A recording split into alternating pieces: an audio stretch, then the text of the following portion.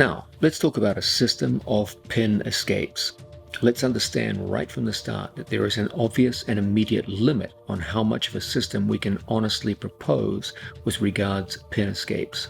This is due to what we might call the specificity problem. Each specific pin in the sport of jiu-jitsu and each specific configuration of the various pins requires a different method of defense and escape. There is no one-size-fits-all when it comes time to pin escapes. The most we can offer is a set of heuristic rules, guidelines, and body movements to get you out of pins. The onus will be on you to learn the specific pins, their strengths and weaknesses, and the specific responses to each problem that you are confronted with. This video is largely concerned with this. Remember, there is a key to every lock and a means to untie every knot, no matter how daunting this may seem at times. My goal in this video is to give you knowledge of the main pins in the sport of jiu-jitsu, also the main configurations within those pins, and show you the specific methods of getting out of each. Nonetheless, there is a set of general guidelines that we can give you, a kind of heuristic system of pin escapes based around the idea of, first, a general insight on the very nature of pins. Understand something right from the start. Pins are a set of wedges supported by body weight. So almost all the various escapes that we study will be based on the idea of off-balancing your opponent's body weight and getting inside the wedges they have set up around you. That's so important, I'm going to say it to you again.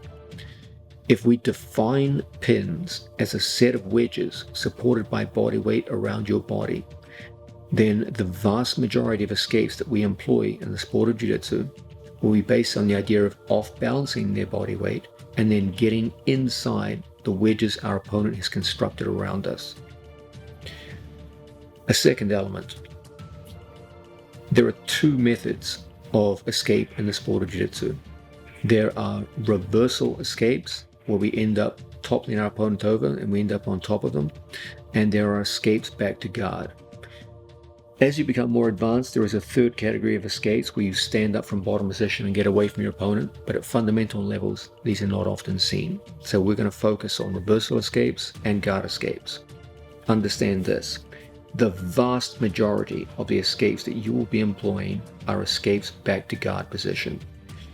While reversal escapes do have their place, they pale in comparison with the number of times you will be using the guard position as the means of escape in the sport. Understand also that there are three core body movements involved in escape, more than all the others put together. Of course, there are many other forms of body movement. We'll be going through all of them, but more than any other, there are three basic body movements which I want you focusing on and mastering. These are bridging, shrimping, and back heisting. Don't worry, I'll explain what all three are in great detail as the video progresses. So we have a pin escape system, a general pin escape system. We understand it's going to be a heuristic system. It won't be a precise step-by-step because there is no one-size-fits-all guide to getting out of pins. These are scenarios where you need to understand the specific problem in front of you and give a specific solution to it. Nonetheless, I propose a simple 5-step heuristic system for getting out of pins, and let this be your general guide for action. Step number 1 is always to reduce your vulnerability and discomfort. Remember, you're getting pinned. Your opponent is in a dominant position from where they can go to attack you with various submission holds. And so your first thing is to reduce your vulnerability to those submissions. Secondly, many of these pins can be extremely uncomfortable, and it's hard for you to focus upon escapes if you can't even focus because of extreme bodily discomfort. So your first goal is always to reduce your vulnerability and to reduce the discomfort you might be feeling in the bottom of the pin. Don't worry, I'll be showing you how to do this. The second key element is to be able to create space between you and your opponent. Remember, the whole idea of a pin is to take away space between you and your opponent. So as the man being pinned, you want to be able to create space. The two most important body movements associated with this are bridging and shrimping. And we'll be spending a lot of time on mastering those two body movements and how they apply to pin escapes.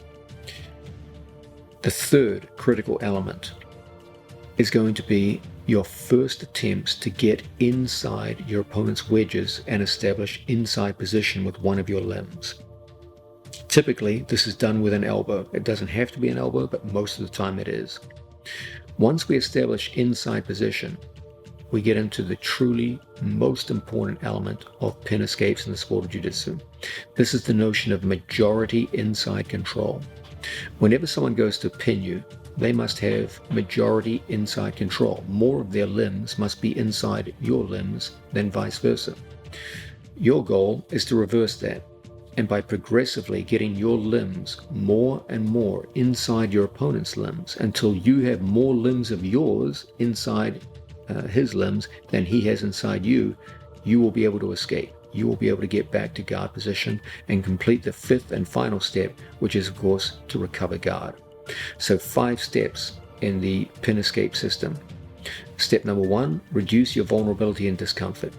2, create space. 3, establish your first set of inside position. 4, establish majority inside position. And 5, recover guard. That's a simple 5-step heuristic system. You will, of course, have to apply it differently in each case for different pins and different configurations of pins, but that's the core insight that I want you to begin with. Let's take a big picture look at the notion of pin escapes. The first thing I want to introduce you to is a very obvious problem associated with getting out of pins. I often refer to this as the specificity problem. You will notice that there are many different ways to get pinned, and even within each separate pin, there are different ways your opponent can actually enact the pin. In other words, there are many variations of mounted position, side position, north-south. Each different pin and each different pin variation requires a precise form of escape relative to that specific scenario that you find yourself in. Imagine a situation where you have 5 padlocks in front of you and 5 keys, and you don't know which one is matched to which. Only a fool would expect one padlock key to open all 5 padlocks. Of course, the real skill would be in identifying which key is correlated with which padlock, and once you've done that, you could open all 5 padlocks without a problem. So too with pin escapes. There are different forms of pin and different variations within each one of those pins, and you must, in time, learn the appropriate way to unlock each one of those padlocks in front of you. For example, if I'm mounted on top of Sean Williams, I can hold myself in many different ways. I can go left crossface, right crossface. We can go hand inside the lapel. We can go 2 hands on the floor. I can have my knees low down by his belt. I can have a high mounted position. There are many, many different variations within the mounted position. Side position, even more so, and north-south too. And there's a requirement on our part to use the specific escape for the specific pin that we're in. Because there are such a large number of different variations within each pin, it can be tough to lay down a precise, systematic, step-by-step approach to getting out of all pins. The system that you would propose would be rather lengthy and difficult to remember under combat conditions. So what I'm going to propose to you is a checklist system. This is essentially a heuristic approach to systems, where we offer a set of guidelines, rules of thumb, etc., to guide your behavior.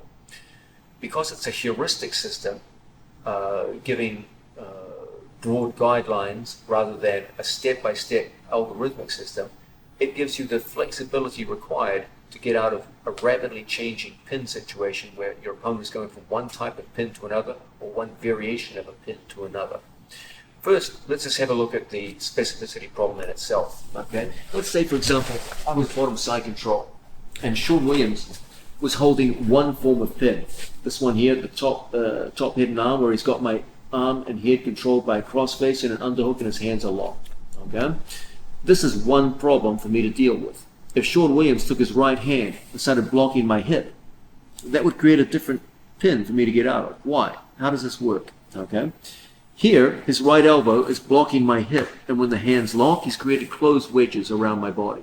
This does an excellent job of controlling the movement of my head and shoulders. However, it doesn't do much to control the movement of my hips and legs, and as a result, it's not unheard of for me to get my legs inside quite easily in these situations. Okay?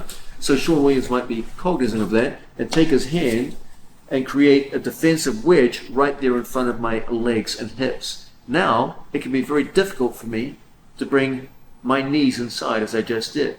He could strengthen this by taking his arm over to a reverse crossface position. And now my head can't move in that direction. And you can see now that my attempts to put him back in guard may well stumble and fall.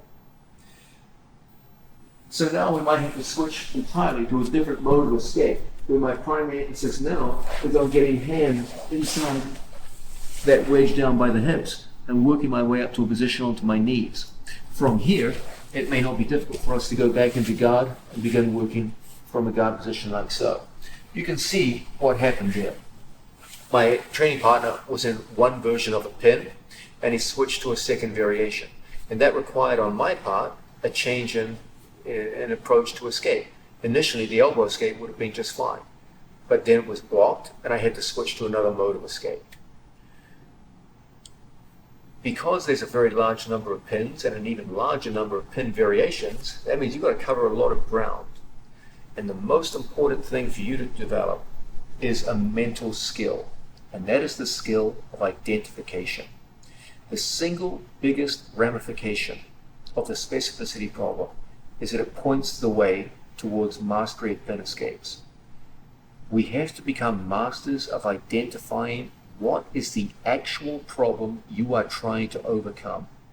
And because it's a dynamic problem, a problem that can change as your opponent moves around you, you've got to keep up with changes in the problem.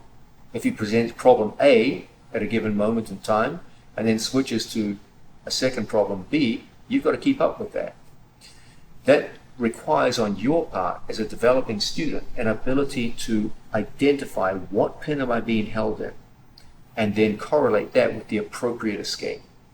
That skill of identification is going to be a huge part of your ability to get out of a punishing pin or a series of pins whenever you're underneath your opponent. I'm going to give you some rough guidelines now that will run throughout this instructional video. They will be illustrated in great detail as you go further and further into the video. But I want to give you an overview and a simple checklist system, a heuristic system, which will give you a general picture of what you're trying to accomplish when you get out of a bad position. Step number one on our checklist is always the same. Understand something. When you're in the bottom of the pin, you're vulnerable. Okay, you're not just down on points. You're in a position where you can be finished. You're in a position where your opponent can go to another form of pin and get more points against you. In other words, it's already a bad situation, and it's quite easy for things to get worse. So step number one is always going to be to reduce our vulnerability. In particular, you're going to reduce your vulnerability to submission holds, and you're going to reduce your vulnerability to your opponent scoring more points on you by going to another form of pin. So say, for example, we were bottom side control.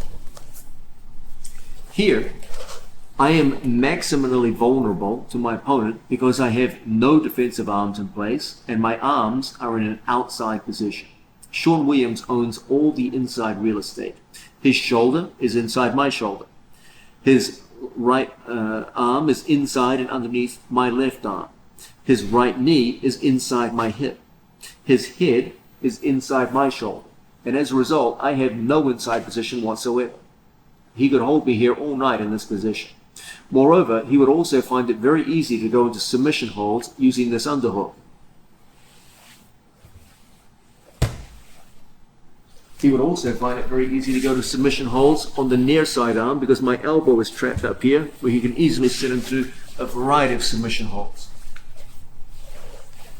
So clearly, the first thing I need to do is to reduce my vulnerability to submissions. And that's all going to come by bringing everything inside. So our first step is going to be to take our elbow and bring the elbow inside, like so. Now we're going to reduce the vulnerability here by bringing our forearm inside and underneath our training partner's neck and jawline, or alternatively punching through and getting inside and underneath here. Okay? You have now significantly reduced your vulnerability to your opponent's moves. Once again, if my arms start here in a rather hopeless looking situation, we have to start by reducing the vulnerability of the near arm by putting our forearm inside our training partner's hip. Then we have to bring our hand into a more sound defensive position, which denies an easy underhook control, or alternatively gives us our own underhook. And from here, we're significantly less vulnerable. Our elbows are much closer to our own body, and we have inside position. Even when Sean Williams locks his hands tightly here, his control is rendered insignificant by my arm position. So step number one is always going to be to reduce our vulnerability to submissions. There's a second sense in which we need to decrease our vulnerability in terms of him going to another pin.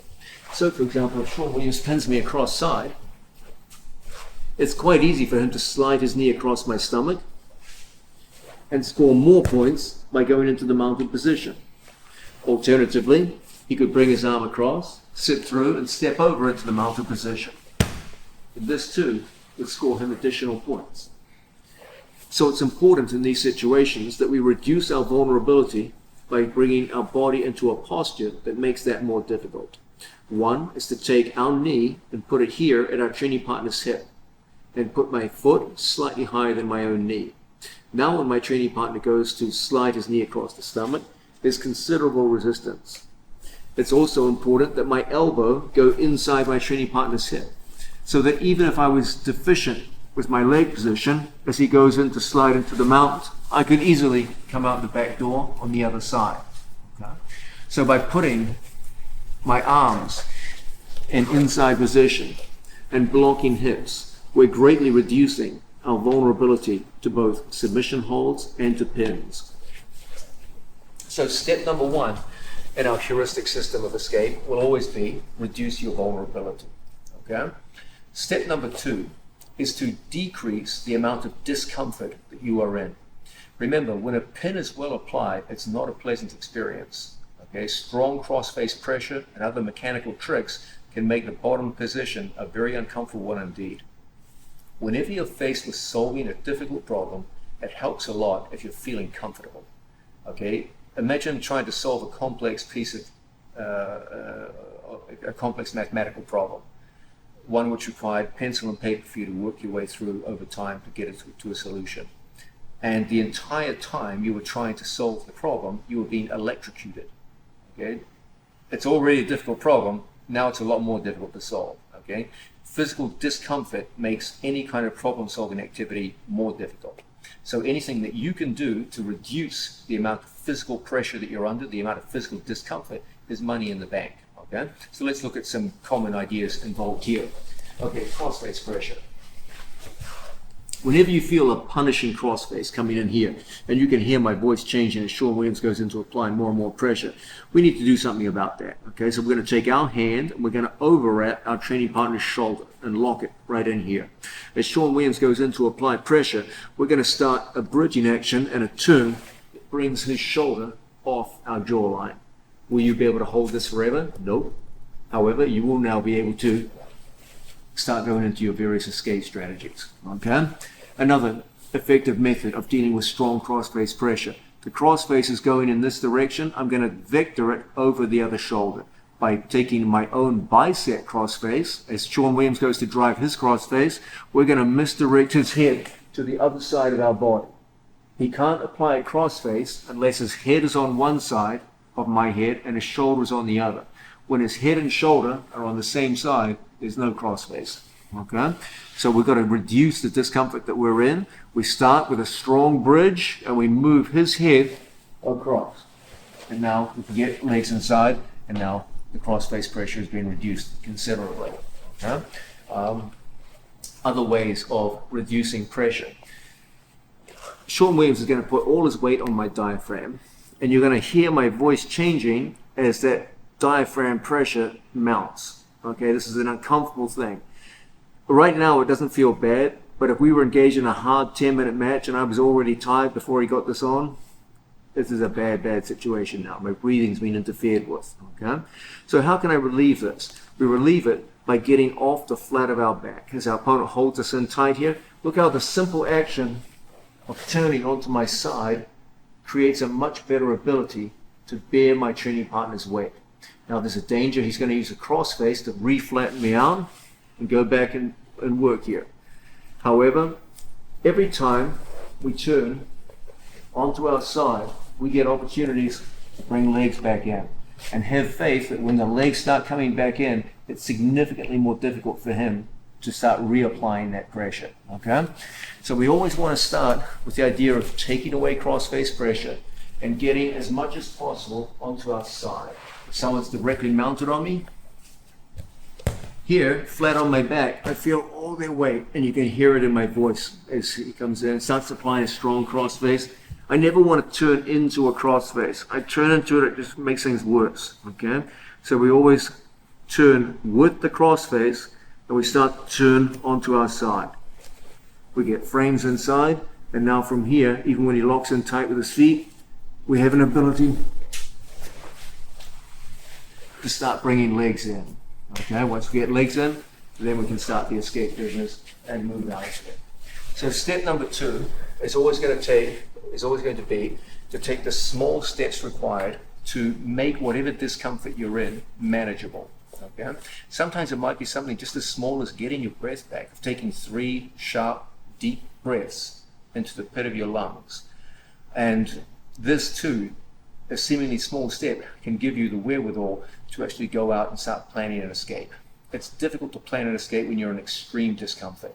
So step number 1, reduce your vulnerability. Step number 2, reduce whatever discomfort you're in as much as possible. May still be uncomfortable, but just make it manageable. Okay? Now, this brings us on to the third and arguably the most important step. This is the one I want you guys focusing on a lot as you go to watch the rest of this video. This is the step of identifying the problem. There's nothing more sad in the sport of jiu-jitsu of watching people work really, really hard in the wrong direction. Okay? Imagine you were given the task of digging up some valuable piece of merchandise that had been buried in the earth, and someone gave you a treasure map which was just 100% wrong. And you went out and you spent 5 days digging a massive trench and you found nothing. Okay? Then someone gave you the correct map, you went over, you did some digging, and you quickly found the treasure. There would be something sad about that story, that there was 5 days of wasted effort that could have been alleviated just by getting the correct treasure map from the start. So too with pin escapes. All the time I see people in a pin applying an escape which is clearly not appropriate for the very pin that they're in, doing hard work, getting tired, frustrated, and exhausted, and then nothing to show for it. So it's absolutely critical that we develop the skill of identifying what we're doing here. What are we in? What is the problem in front of us? How are we going to solve the problem? So when someone gets on top of us, our first thing here is always to reduce our vulnerability. That always comes from bringing our limbs inside to the greatest degree possible. Then we want to minimize the discomfort that we're in. We might still be uncomfortable, we want to minimize it. So we play games with the crossface, we bring our body in close, we turn onto our side, etc. Now I want to start to identify, how is my opponent holding me? In particular, where are the wedges they're using to control me? Okay. Here, my opponent has opted for what is arguably the most popular form of side control, pin, where he's got a crossface and an underhook, and he's closed the wedges by locking his hands. So in other words, all of his wedging force is placed around my head and shoulders. But that provides ample opportunity for the lower body to move. Okay? My opponent can change that by taking his hand down here to the hip. Now he has a wedge on the far side and a wedge on the near side. So now he has a good ability to wedge my head in one direction, but not the other. And he has a great ability to stop my knee from going in like so. So instead of my leg going in, which is easily stopped by my training partner, I now identify the new problem. The problem is now changed, and I need a new solution. The basis of the solution is always the same. I want to get inside my training partner's wedges, but he's got different wedges now. So instead of bringing a knee inside, which is proving to be impossible against this grip, you bring a hand inside. And I still work with the principle of inside control, it's just that I'm using it in a different fashion. Instead of a leg going inside, it's an arm. And as a result, we can come up and into a good attacking position. So you can see the pattern that's starting to emerge here. Ultimately, the solution is always the same. Get your limbs inside your opponent's limbs. His limbs are wedges around your body, and you want to get inside his wedges. The question will always be, how are you going to do that? And that will change depending upon how your opponent is holding you. Sometimes it will be your legs. Sometimes it will be your arms. Which one you choose is something that I will be showing you in the course of this video. But initially, at least, looking at the big picture, I want you guys starting with these first 3 critical steps. Step number 1, reduce your vulnerability. Step number 2, reduce your physical discomfort to the greatest degree possible. You might still be uncomfortable, but try your best. Step number 3, identify the problem. Where are the wedges and how are you going to get inside them? Will it be with your arms? Will it be with your legs? Now, it's time to get into step number 4. This is the idea of moving our opponent's body weight. Understand what a pin really is. A pin, lie down, Sean, is a set of wedges reinforced by body weight. Okay? So here I have one wedge underneath my training partner's body. Here I have a second wedge underneath my training partner's body, and I've reinforced those wedges with my body weight. And as a result, we have a tight pin across our training partner's side. Okay? So you can see the sense in which any pin is always the same thing. Okay? All the major pins of jiu-jitsu, other than knee on belly, are essentially the same story. It's a set of wedges positioned around the body, reinforced by body weight. So our goal is to first get inside his wedges, and then secondly, start moving the body weight that reinforces those wedges. So, if we have 4 legs on top of us, pinning us down, and we have managed to get to some degree inside those wedges. Now the next thing is to start moving his body weight.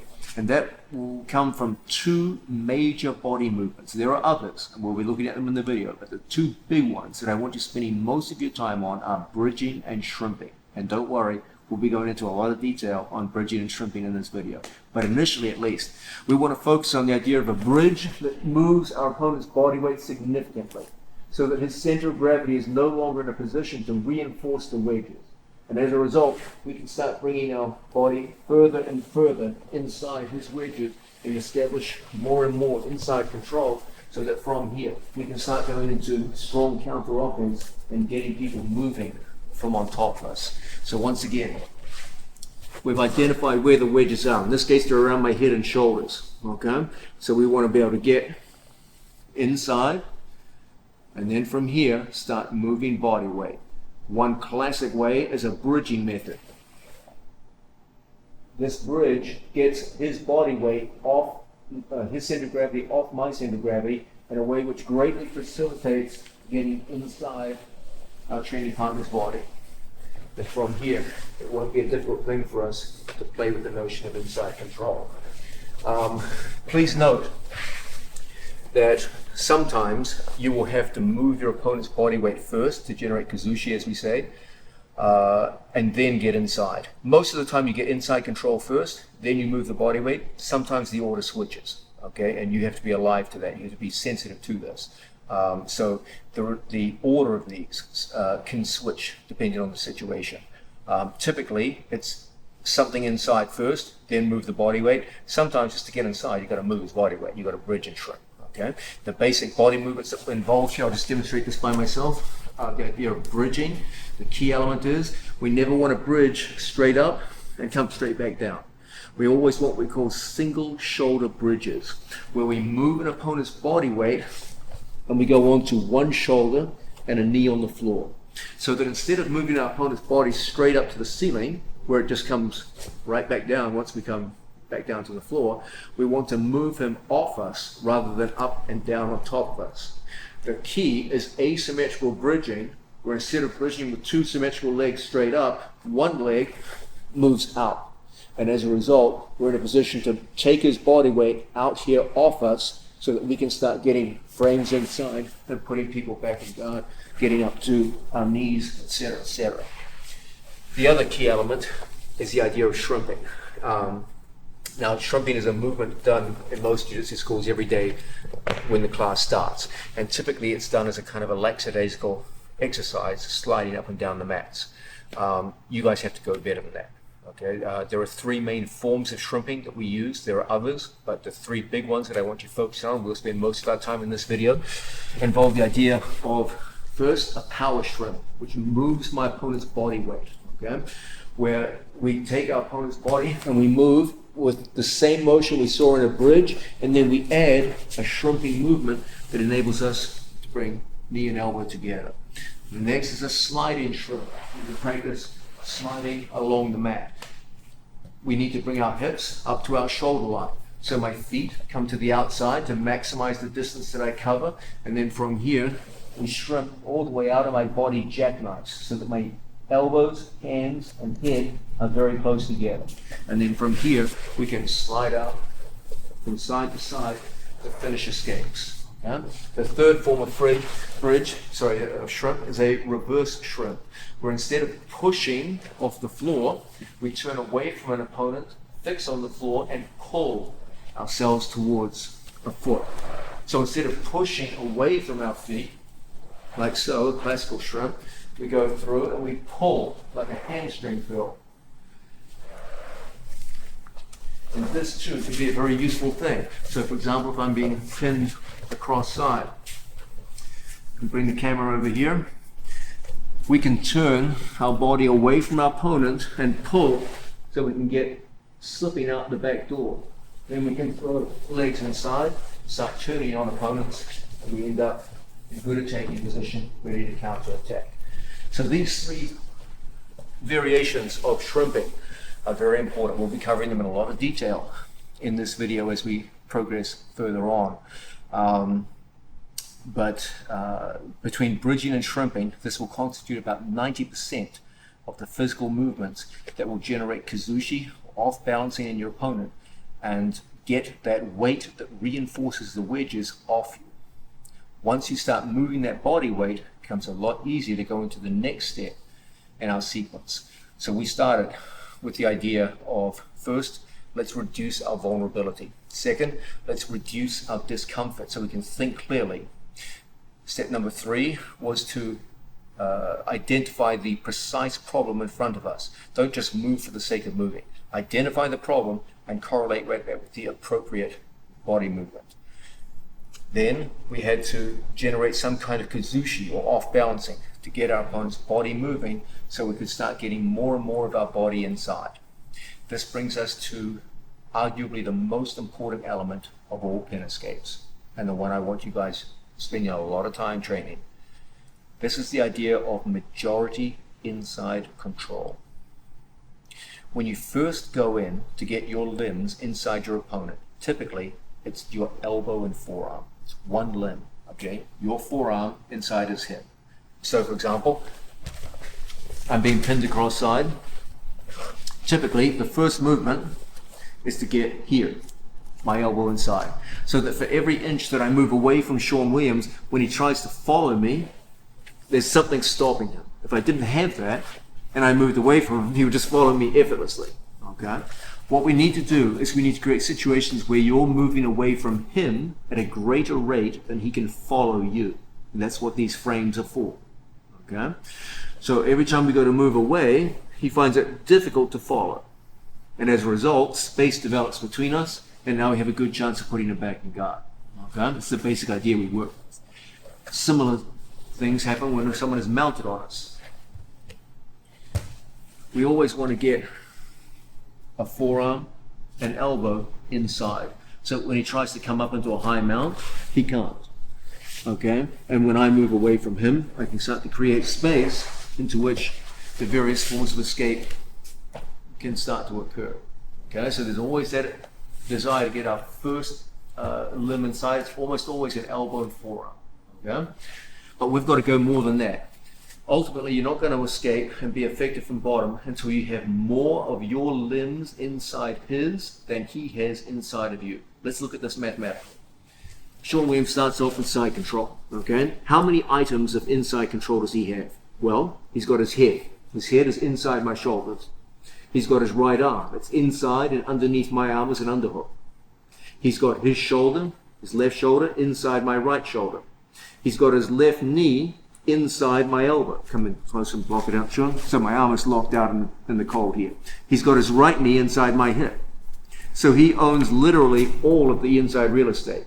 He's got head inside, underhook inside, shoulder inside, left knee inside, right knee inside. What do I have inside? Zero, nothing. Okay, this is a losing situation. Sean Williams could hold me here all night. If I stayed here with my hands locked, he could literally hold me here until tomorrow. There's nothing I could do to get out. In addition, he could go into a vast number of submission holds. Okay? So our whole thing is to start by getting one element inside. 9 times out of 10, it's an elbow and a forearm. It doesn't look like much, but it's a foot in the door, and that's what you need. Okay? Now, once we get one thing inside, it's a process of moving his body weight and progressively getting more and more of your body inside. So now I take my knee and I put it inside Sean Williams' knee. So now I've got 2 items of inside position. Okay, I had 0, now I've got 2. My elbow is inside and my right knee is inside. Okay? I move my head away, hold tight. I move my head away and I take my hand and I bring my hand inside his bicep. Now I have 3 items of inside position. I have an inside tie with my right hand. My right knee is inside. Now, we need to move on from here. I take my left foot and I put my left foot in as a butterfly hook. So now we have 4 items of inside position. As we correct our body, I come through and I take an underhook. Now, I have more limbs inside Sean Williams than he has inside of me. And as a result, even though I'm underneath Sean, I'm still bearing his body weight to some degree. Sean, put all your weight on me.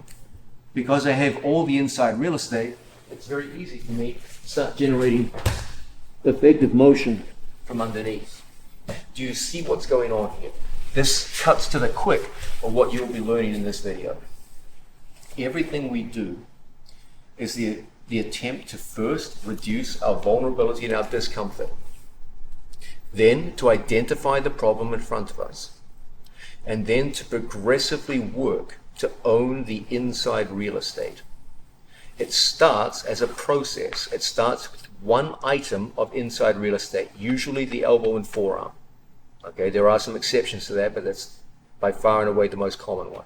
And then we must work progressively to get more and more inside real estate.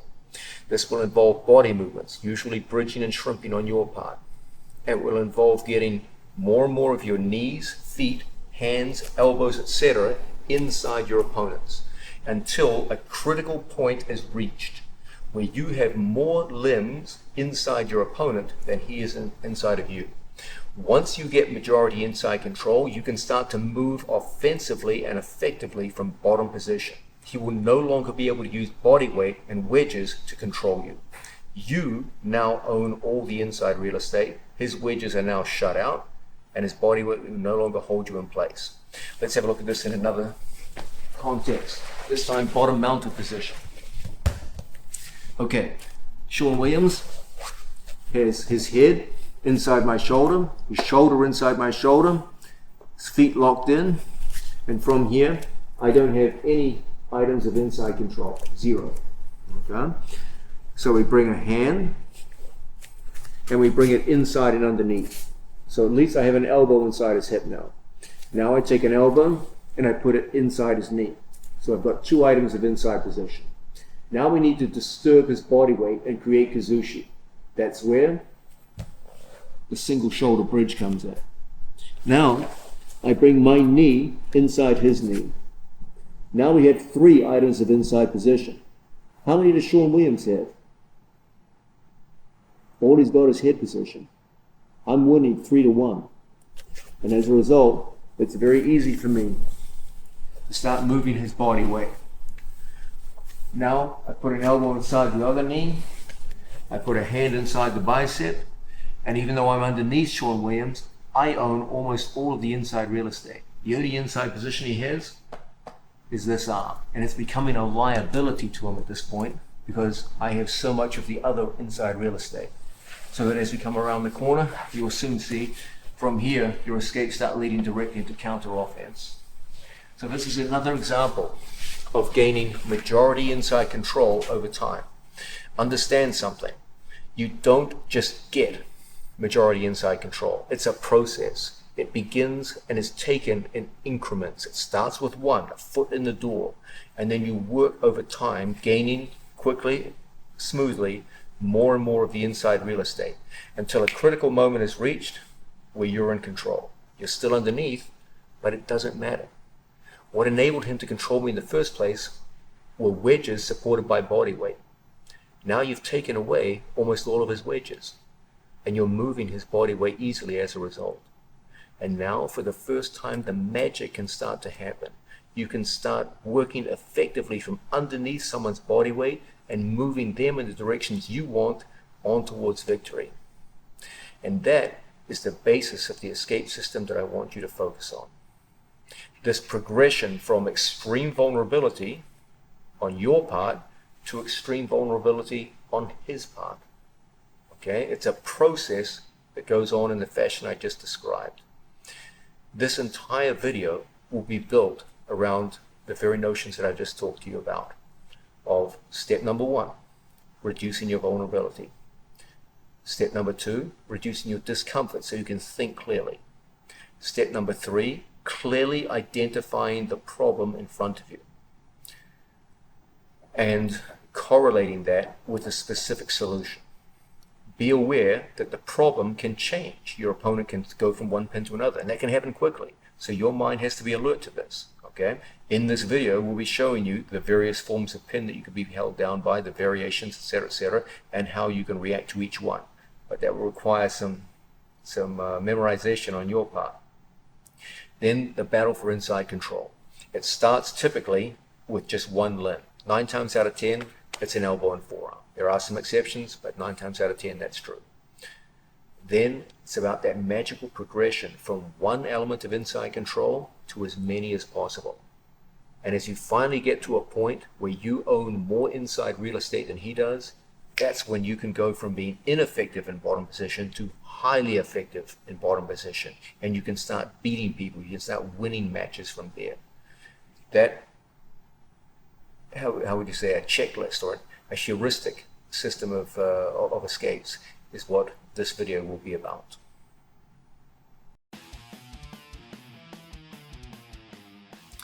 Let's talk about the notion of defense and escapes in the sport of Jiu-Jitsu. Jiu-Jitsu really is a sport with two faces. It has an offensive face and a defensive face.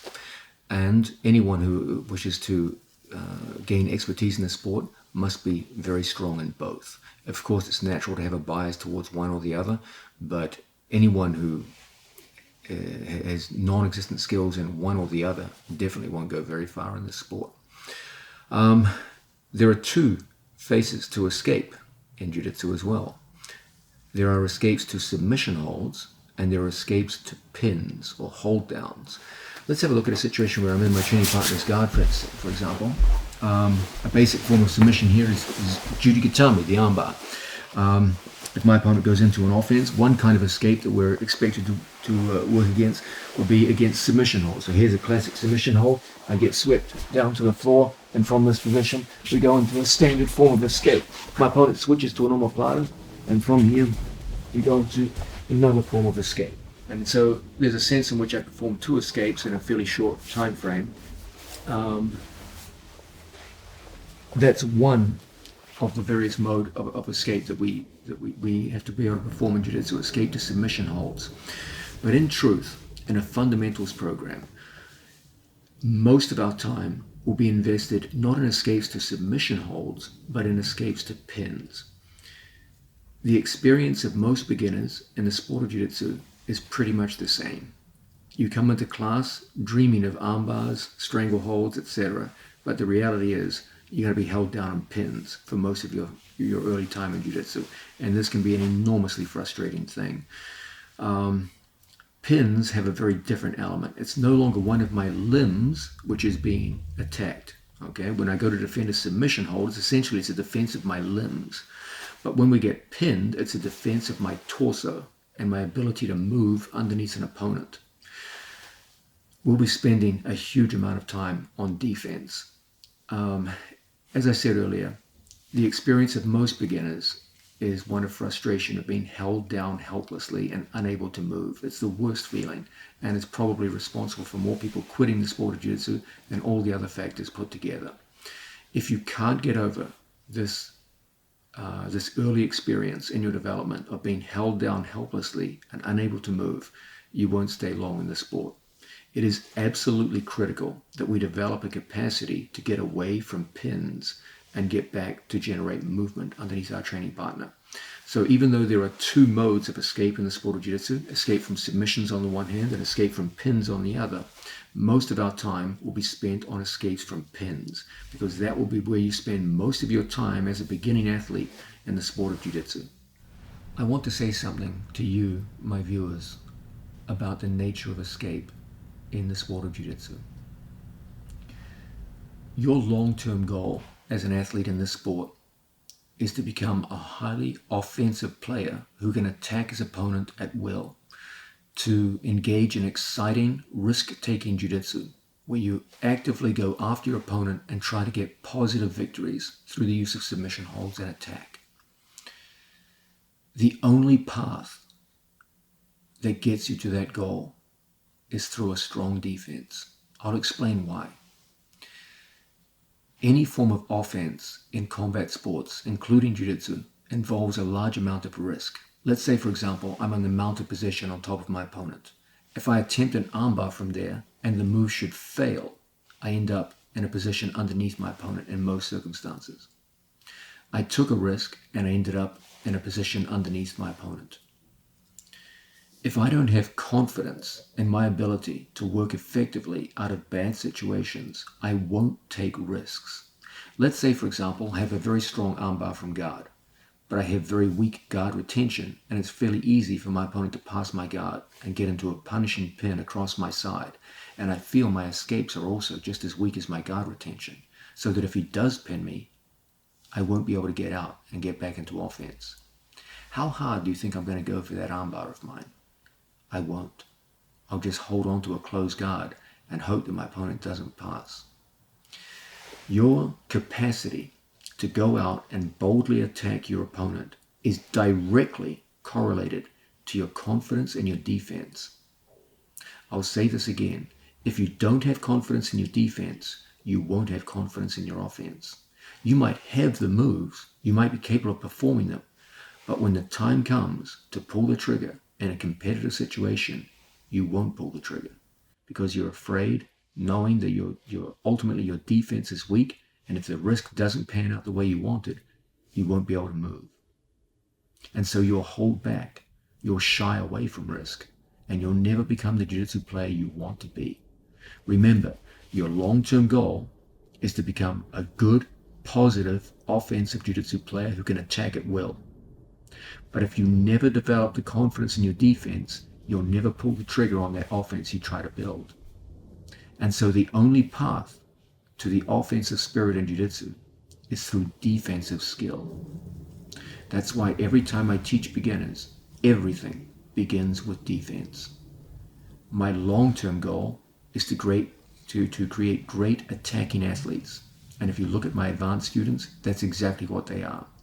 But you better believe when they first began, everything was defensive training. I'm going to give you your first goal in the sport of jiu-jitsu. Your long-term goal, as we said, is to become an offensively strong player who can play good, positive, attacking jiu-jitsu. But your first goal along the long-term path to that final goal is this.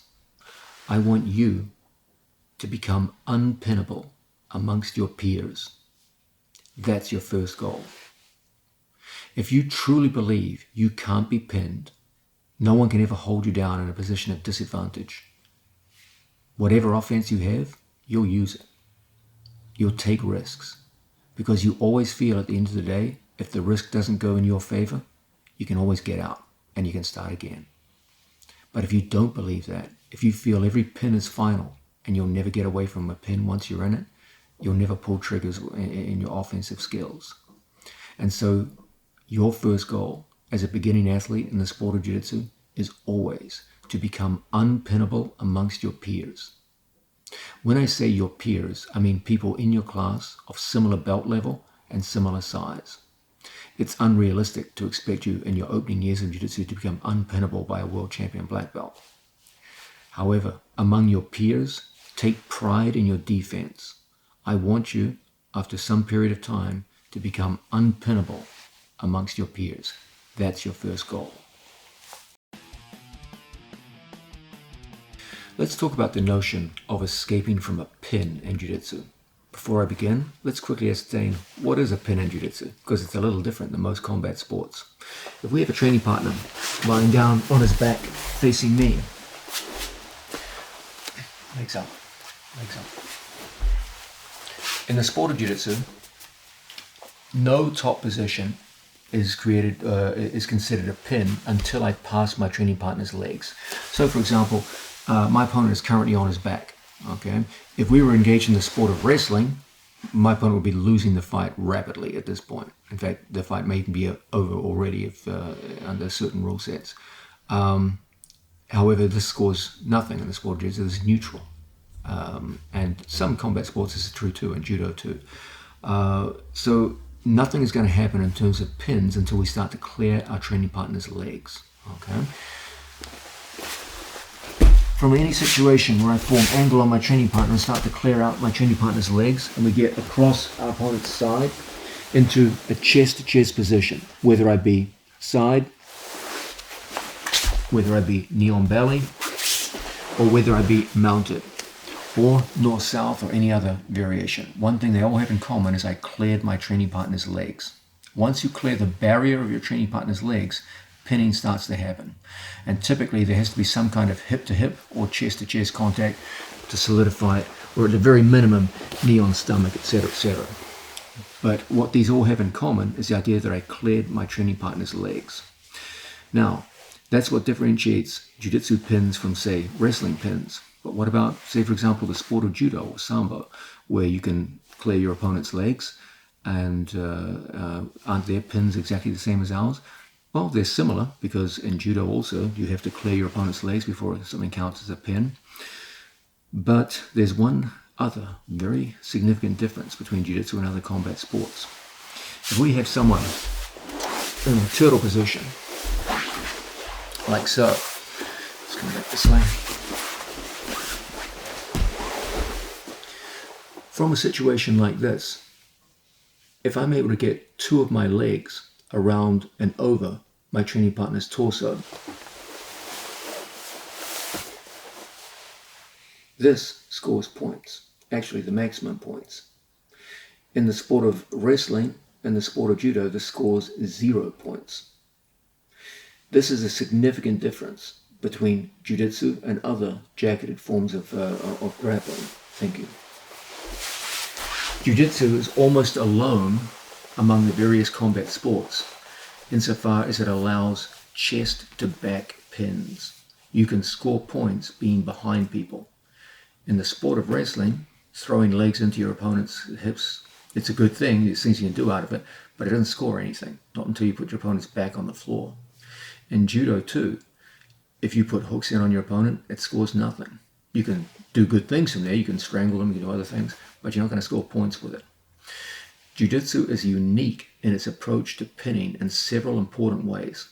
The first is not unique, but it's an important part of it, is the idea that you must always clear your opponent's legs and have their back on the floor before you begin to be counted as pinning your opponent. Being inside your legs counts for nothing.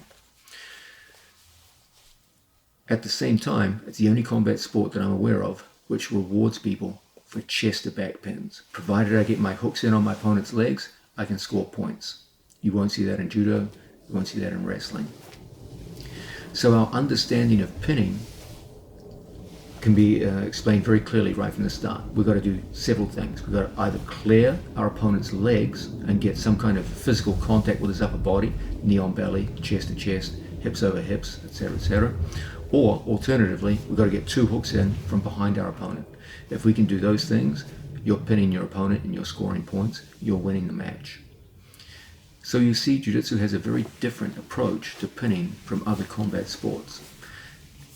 Understanding that approach is a big part of what will motivate the way in which we teach our escape series later on in this video. Let's understand something right from the start. In Jiu-Jitsu, escape is your responsibility. You don't get rewarded for it. There are many grappling styles where an escape is rewarded with points. You get out of a bad situation, you get rewarded. Not so in Jiu-Jitsu. You're simply expected to get out of bad positions. The onus is on you. That is a part of the sport I've always admired. The assumption here is that escape and defense is so fundamental to the sport that it's something you just damn well take for granted. You don't get a reward. The same way in athletic competition, you don't get rewarded for showing up. You get rewarded for winning. So too in Jiu-Jitsu, you don't get rewarded for escape. That's just straightforwardly expected from you. It's such a foundational skill. It's taken for granted. That mindset I've always admired, and that must be your mindset too. You must be strong and proud of your escapes. Don't see it as something you've done which it's a good thing. Rather, it's something which is expected of you. Have that mindset and you'll go a long way with your escapes. Now let's understand something. There are three modes of escape in the sport of Jiu-Jitsu. Let's say, for example, I'm in turtle position and my training partner is behind me. One mode of escape in these kinds of situations might be an escape to a neutral position. Okay, so for example, if I stood up on my training partner in situations like this and turned and faced him in a neutral situation, I've escaped from a given position of disadvantage. My opponent was on my back and I stood up and I got back to neutral. So that would be one form of escape. A second form of escape might occur where we get what we call a complete reversal. Okay, say for example, bottom mounted position, my opponent's mounted, and however we've contrived it, we've trapped our training partner's sleeve on one side, foot on the other, and then from here we hit a complete reversal and we switch from top position to bottom, from bottom position to top position. This act of going from bottom to top is a form of reversal and counts as an escape in the sport of Jiu-Jitsu. So far we've got two forms of escape, two modes of escape.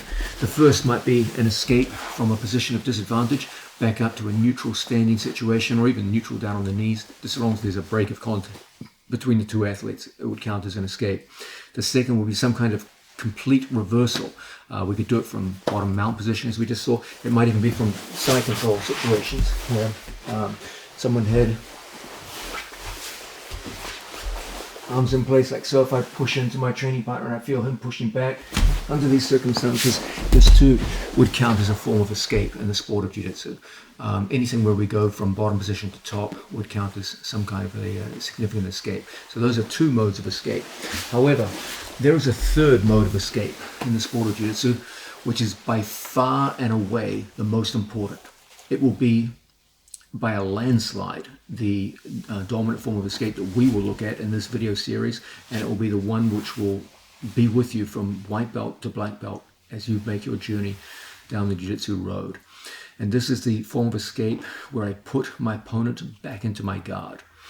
This is uncommon amongst most grappling sports. Okay, most grappling sports you cannot escape to your back. You can't just put your back on the ground and call that an escape. Only a few grappling arts would count this as an escape at all. Jiu-jitsu is definitely one of them. The overwhelming majority of escapes in the sport of jiu-jitsu are escapes back to the guard position. We're defining guard as any situation where my legs entangle my opponent's body. Okay, I could entangle his legs, I could entangle his waist, I can entangle his arms, etc., etc. If my legs, even a part of my legs, is between myself, my upper body, and my opponent's upper body, you've got him in some kind of guard, and that would count as an escape. Okay, so say for example, if I'm being pinned across side,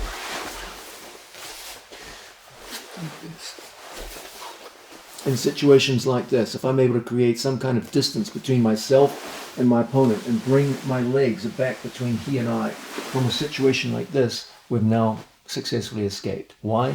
Because we brought our legs back as a barrier between my upper body and his upper body. As long as my legs are that barrier between his torso and my torso, you have your opponent in guard, everything is fine. It doesn't matter if your back is flat on the ground or what have you. This third mode of escape, the use of your legs as a barrier between his upper body and yours, the so-called guard position and the many variations of guard position, is by far the most dominant form of escape in the sport of jiu-jitsu. It is the one you will have to invest most of your time in and most of your study. And it is the one which I will spend the overwhelming majority of our time teaching escapes in this mode. So even though there are 3 modes of escape in the sport of jiu-jitsu, as a beginner, the best investment you can make is to invest most of your time in the skill of getting your legs back between you and your opponent and working to escape to guard position. Now, I want to start you off with a very important consideration, which I've never actually seen taught, but I'm going to make this a big theme of our video. You hear me talking about this so much, you'll get sick of it, I'm sure. This is the distinction between a minimal escape and a positive escape. Everything I'm going to do in this video is going to be to push you towards what I call positive escapes and to shy away from the idea of minimal escapes. What do I mean by this? Well, we've already defined the idea of what constitutes an escape in the sport of jiu-jitsu. The most common form of escape by far is some kind of leg entanglement, where I take my legs and somehow get them between me and my opponent's upper body. Now this can be done to greater or lesser degrees. This is a very important insight. Sometimes you can just catch an opponent with a foot and technically you've escaped. Okay, so for example, let's say I'm being pinned across side by Mateus, and let's say that in the heat of the moment, I kind of bring a leg in and I bring a foot over and I've kind of got Mateus back in a sort of half guard. It's kind of there. But at the same time, Mateus is bearing down on me and his foot is almost coming out. He's fighting to free his foot. And I've got a minimal control. I'm just down here on a foot. Technically, I have escaped. I did put him back in some kind of guard. My legs have entangled his legs to some degree. And technically, I did get out of a pin, okay? I got out technically, but realistically, do you think I could attack my opponent from there? Do you think I've done something positive? Do you think I've done something where Mateus feels threatened by what I've done? Absolutely not. I've just done the minimum requirement to get out of a pin. That's okay. It's not wrong what you've done, but it's not really desirable. Everything you want to do with your pin escapes is to go to a positive form of escape, where at the completion of the escape, you are in a position to attack your opponent from bottom position. That's what I call a positive escape. If you escape in a way where at the completion of the escape, you're ready to attack, you've done something positive. You're playing a positive game. And a positive game is one where I can take the fight to the opponent, where you can display an offensive spirit. I want to build in you a sense where you see defense as a precursor to offense rather than just a means of getting out. Okay? Minimalist thinkers just think about just doing the minimum work required to get out of a pin. Okay? That's not the long-term development you want to work on. Every time you get out of a pin, you want to be able to renew the attack. So a positive escape example might be something like this. My opponent has me in place, and from here we shift our body out and we line up with our training partner's body and we get a good grip and we move our opponent's body. From here, I have a positive grip on my training partner. Okay, if he goes to pull away from me, it won't be easy. If he goes to yank his arm away from me, it won't be easy. And from here, there's a host of various forms of offense which I could engage in. So I didn't just escape from Mateus' side pin. I escaped and I put myself in a position where I could control my opponent's movement in directions that lead towards submission. In other words, at the completion of the escape, I can play a positive game of offense.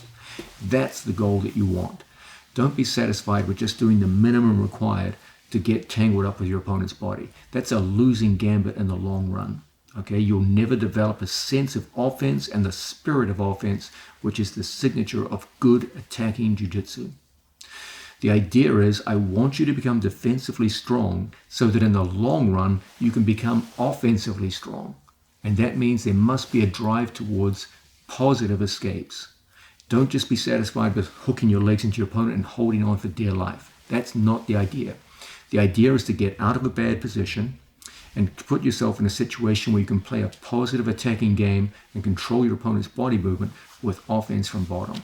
That's positive escapes. That's the direction I want you going in this video. Let's understand something. Pinning in jiu-jitsu has two distinct faces. The first is a tactical face, which we've seen a little bit of already.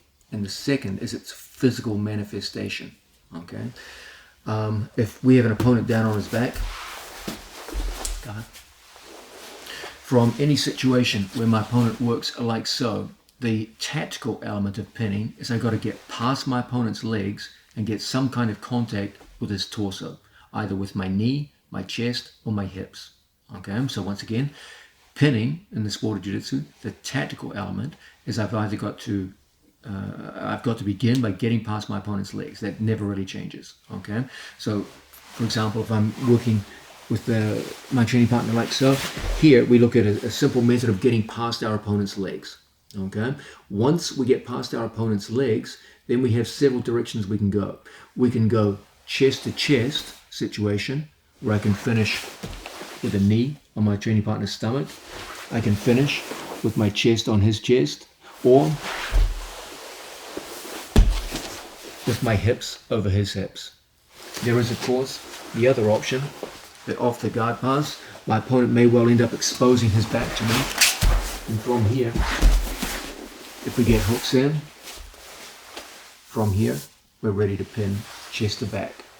So, tactically, pinning in jiu-jitsu is easy conceptually to understand. First, get past your legs. Once you get past your opponent's legs, then it's about getting some kind of contact with your opponent's torso. There are chest-to-chest versions. These would be knee on stomach, chest on chest, or hips over hips. And there are chest on back versions where my chest touches my training partner's back and my two hooks go in. So that's our tactical understanding of pinning in the sport of jiu-jitsu. But now we need to go further. Now we need to look at the physical side of pinning in the sport of jiu-jitsu. And this is a topic that I want you to understand on a very deep level. Whenever you say to someone, what is the mechanical basis of pinning? They'll always tell you the same thing. Body weight. You're on top of the guy. Well, there's some problems with that. First, you're sitting in front of the tennis. In jiu-jitsu, this would be considered a pin. It's actually one of the highest scoring pin, along with the mounted position. And yet, is my body weight on top of Mateus? Of course not. His body weight is actually on top of mine. And yet, this counts as the highest scoring pin. So clearly, there's something of an issue here. It's not just about who's on top and whose body weight is on top. Many of the pins do involve body weight. But let's perform an interesting experiment. Matthias, you're going to lie down on your back.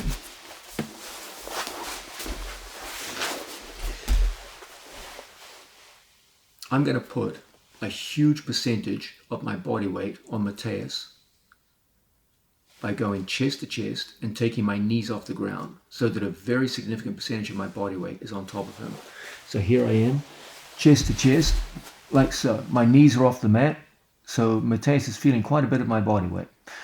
With my hands behind my back, Matthias, just go to put me back in guard.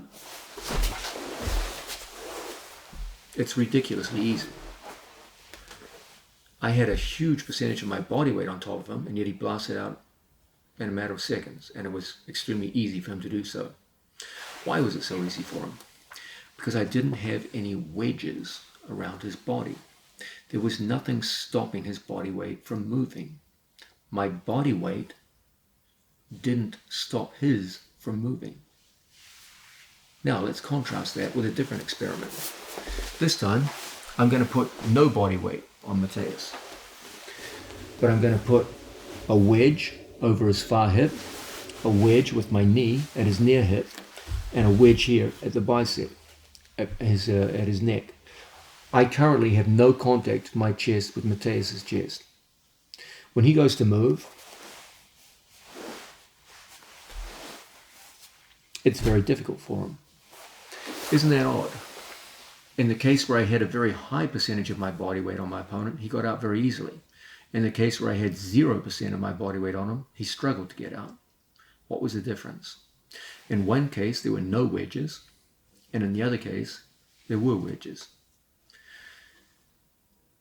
The basis of pinning in the sport of jiu-jitsu is not body weight.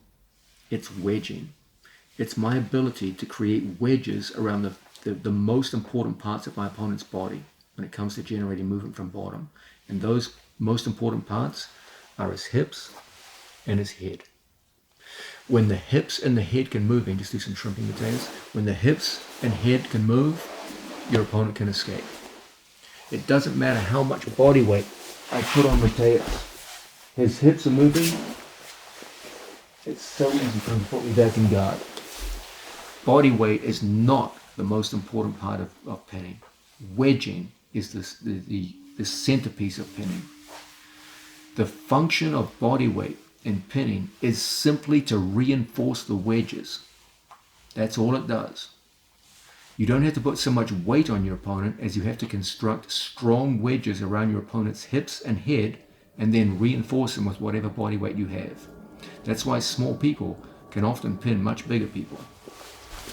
So, if I'm on top of my training partner and I form a strong wedge at my training partner's hip and reinforce it on the other side with my knee, and then this strong wedge going underneath the lat muscle. As Matthias goes to move in a situation like this, he feels for the first time it's going to be a struggle to put me back in guard.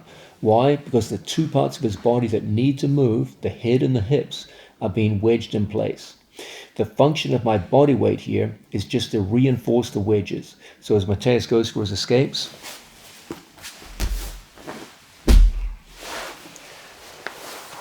my body weight simply reinforces the wedges. Remember, the primary element of your pins are the wedges you construct around your opponent's head and hips, and you reinforce those with whatever body weight you have. That's the physical basis of pinning in the sport of jiu-jitsu. Now, we've just given a very clear mechanical understanding of what a pin actually is. A pin is a set of wedges placed around your opponent's hips and head, reinforced by body weight. And now, the million-dollar question you've all bought this video for. How do you get out of pins? If that's what a pin is, how do you beat a pin? The answer I'm about to give you will be one you will use for the rest of your time in jiu-jitsu. It can be said in a single sentence. Your goal, when it's time to get out of a pin, is to get inside your opponent's wedges. He's put wedges around your head and your hips. And your goal is to get inside those wedges.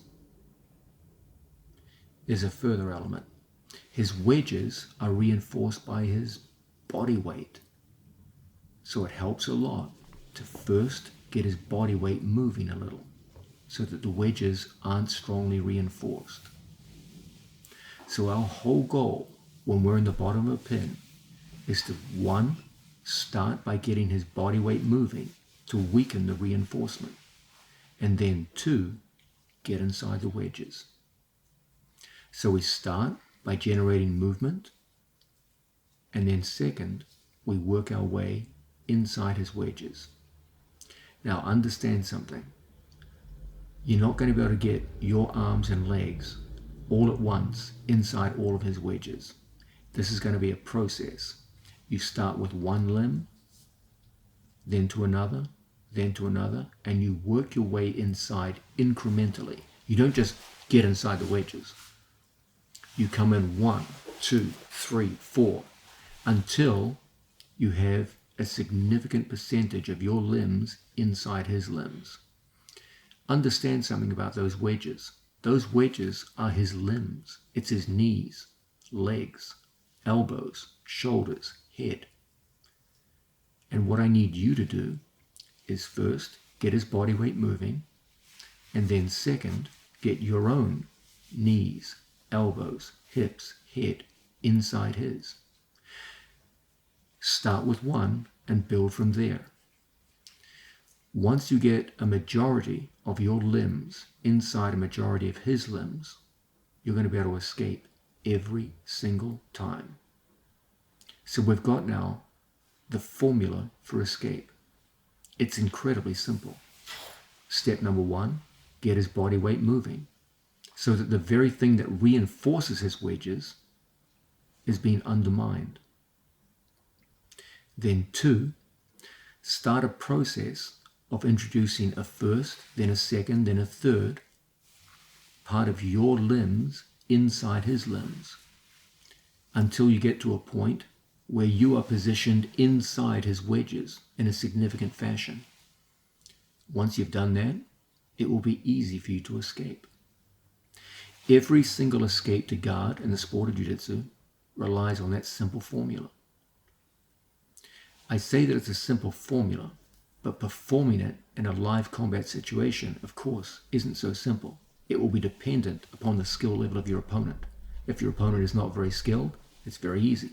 If your opponent is highly skilled, it's very difficult. And it will remain difficult no matter how good you get at the sport of jiu-jitsu. Because as you increase in skill level, so too will your opponents. And so there's never going to be a day where it's just easy for you to go against a world champion and put him back in guard. However, once you understand this big picture of what you're trying to accomplish with any given escape, you will be amazed at the rapid progress you make with regards getting out of frustrating pins. Let's look at some concrete examples. Let's say Mateus is across my side. Currently, Mateus has a set of wedges around my body. His left arm is wedged underneath my head and shoulders. His head is wedged next to my head. His elbow is wedged close to my hip, and his right knee is wedged close to my right hip. And as a result, I feel movement is very, very difficult for me to accomplish. His wedges are reinforced by his body weight. However, if in a situation like this, I began by generating small amounts of movement in my opponent's body, I feel like I'm starting to undermine the reinforcement of his wedges. And as a result, I'm able to take one of my arms and take the elbow inside Mateus's hip. I've now taken one piece of my body, my elbow, and I've gotten inside one of his wedges, his left hip. Once I've established one, from here, further body movement, I've got his body moving, means now I can attack the wedge on this side.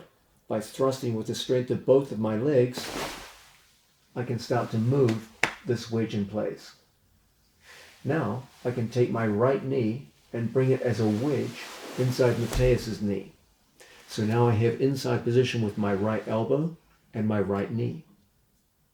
As Mateus goes to hold on to me in these situations and hold his position, look how now I can move my head away from him and take this hand and put it in as a wedge underneath his jawline. When I open my left elbow, I now have opened up space between his chest and my chest. And it's relatively easy for me now to bring my knee in as a pure wedge here on my training partner's hip. One last movement out to the side means I placed them back in the guard and we've got a successful escape to this pin. You can see the process that was unfolding. I began with small movements that upset my opponent's ability to reinforce his wedges. Then I gained a foothold. That foothold was my elbow going in at my training partner's hip.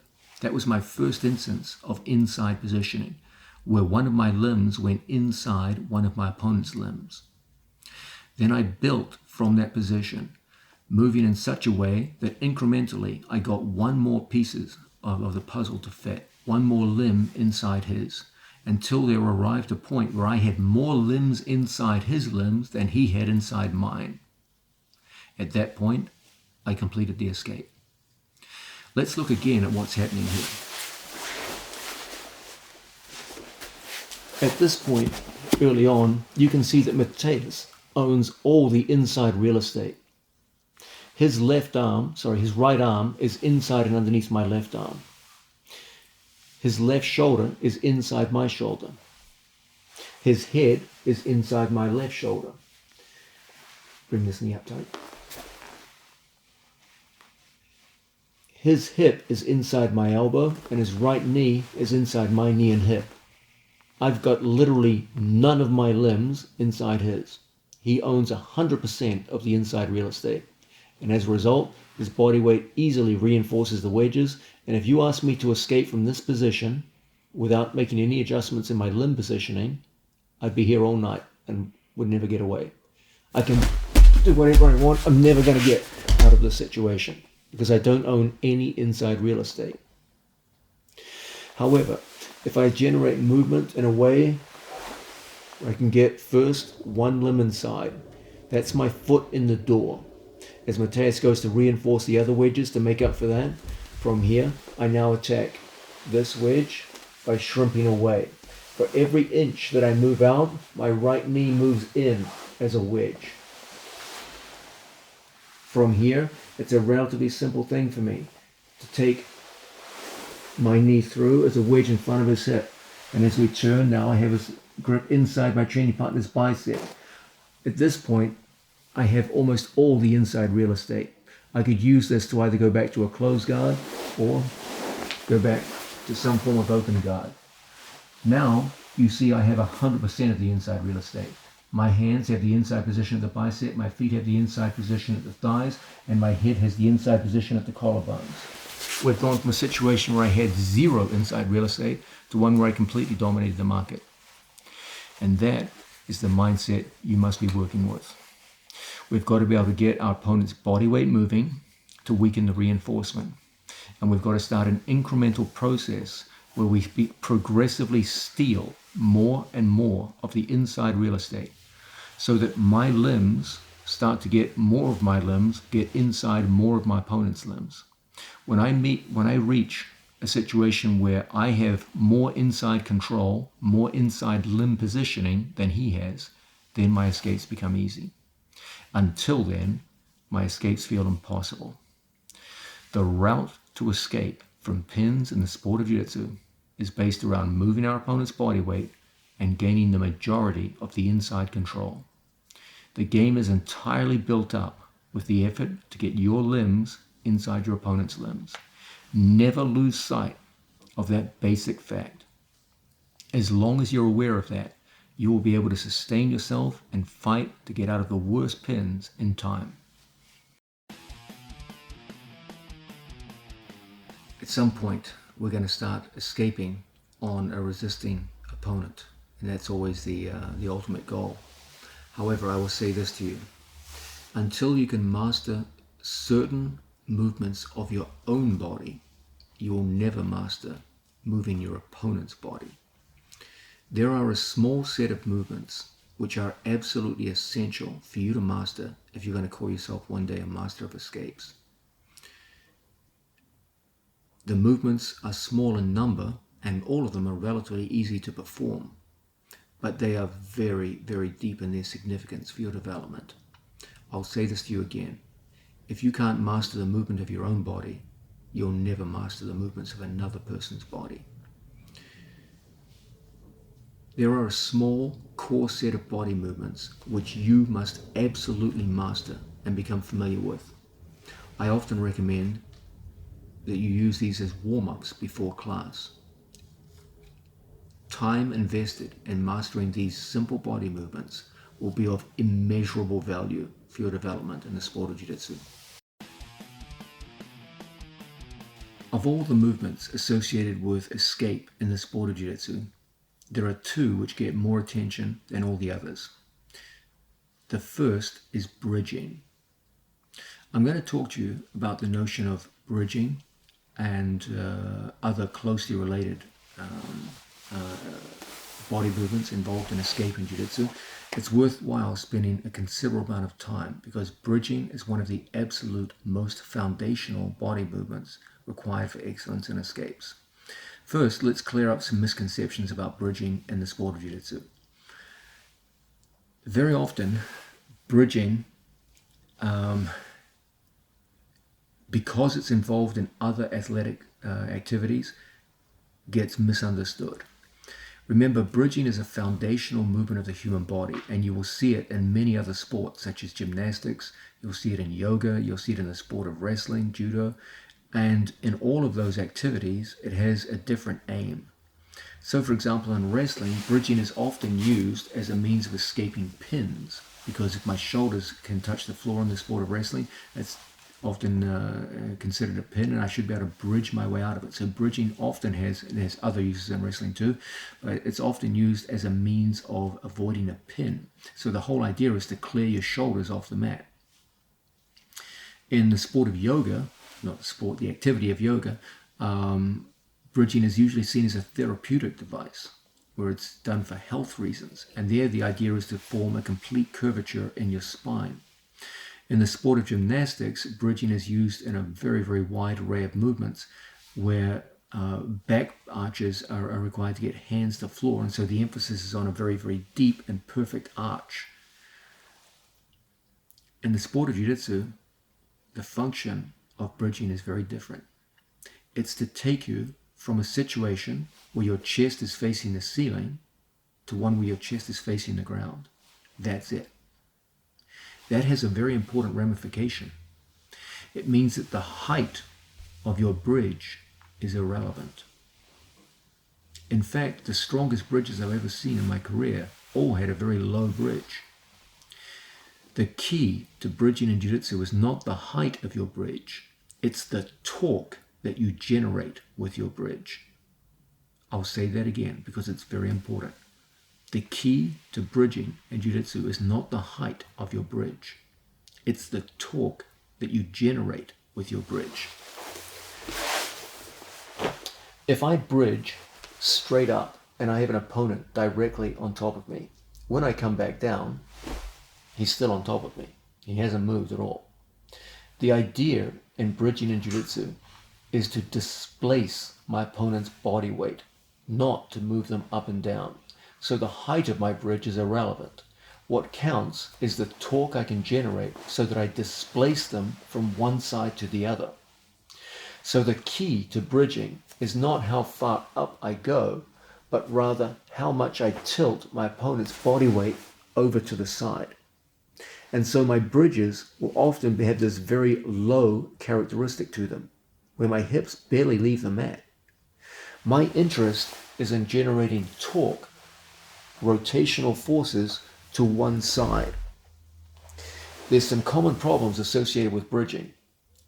The most important problem is the bleed-off problem.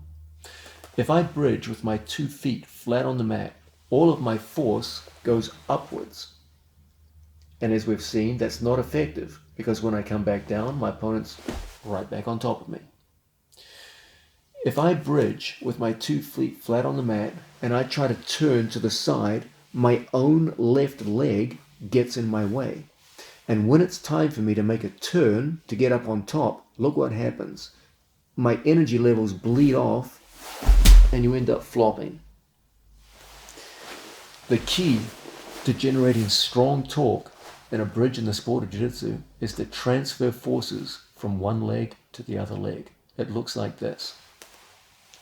I start with my feet asymmetrical. One foot is flat on the ground. That's my first power leg. The initial power of the bridge comes from the foot that's flat on the ground so that I can get my hips off the floor. Then my left foot kicks in. As I turn over, my weight goes onto my left foot and my toes so that I push off the mat, so that as I turn over and my right foot now loses traction with the floor, so it no longer supplies any power, it's my left foot which takes me over. It's the left foot which ensures that none of my power bleeds off and I end up on top of my opponent.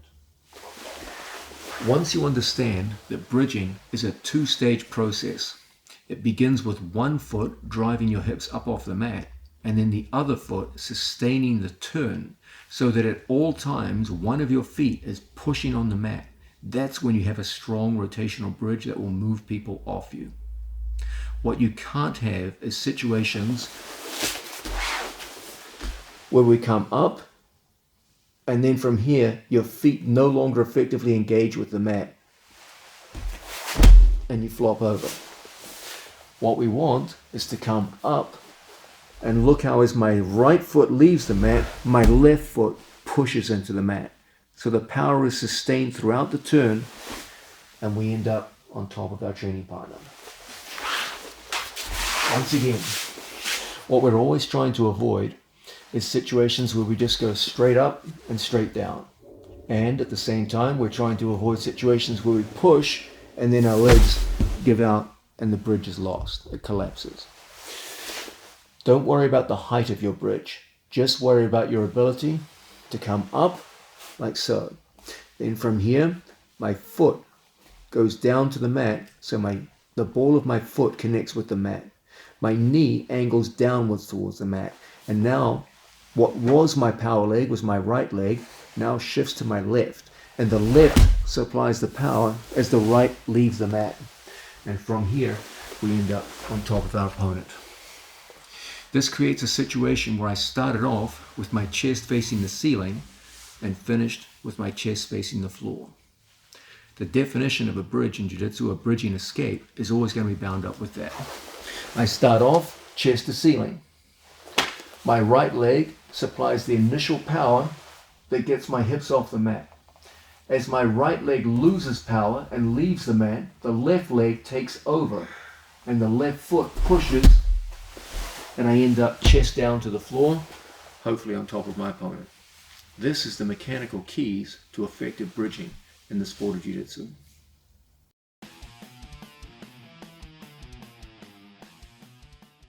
Bridging in the sport of jiu-jitsu, we saw that ultimately the horsepower behind bridging comes from the transfer of power from one leg to the other. The big problems that most people face is they just power straight up to the ceiling, and as a result their opponent doesn't get displaced. He just goes up and down and you end up in the same situation you were in before. You've generated effort, you've got nothing to show for it. We've seen that in fact I want to start with power output in one leg and then transfer to the other halfway through. Now the next element we need to look at is the idea of positioning your body so that when you bridge, you don't stop yourself. There's nothing more sad in the sport of jiu-jitsu than someone engaging in a movement where they end up fighting their own body. That's the worst feeling of all. Jiu-jitsu is hard enough. Fighting the other guy is tough. Okay, don't fight yourself while you're trying to fight him as well. That's just not desirable. So here's a common thing. Lined up with the camera. When my head is lined up in a position like so, and I start the action of bridging, my own head can stop me from moving. Okay, I want to bridge over my shoulder, and now my head is making contact with the floor, and you'll often see people's bridges fading out as their head becomes an impediment to their own movement. So when we go to bridge in situations like this, a good way to enhance the power of our bridge is by removing your head as an impediment, so you're not fighting against the strength of your own neck as you try to bridge and turn. The way we like to do this is, as we bridge, I imagine a line that comes out of the top of my skull. I want to physically look along that line. The only way I can do this is putting my ear down towards the mat. If my face looks directly up to the ceiling, I fight, my own head fights me as I try to make my rotation and turn. So what I want to do in these situations, I make my legs asymmetrical, as we talked about earlier, and I put my ear on the mat, and I look down the line that comes out of my head. And as a result, no part of my body is fighting against my own hips and legs. This means that when I go to apply my left foot into the mat, there's no impediment for me to fight against. And as a result, we make a very quick and easy turn into the top position. Once again, imagine a line coming out of the top of my head. I don't want to have my own head working against my interests. So our thing is to remove our head as an impediment by bringing my head back like so and looking down that line. As a result, I can push and watch now as my right leg leaves the mat. Okay, I'm going to lose all the power in the right leg. It's no longer in contact with the mat. The left leg takes over. And it's the left leg that sustains the turn. My head is not stopping me. And as a result, we have a strong bridge and we end up in top position.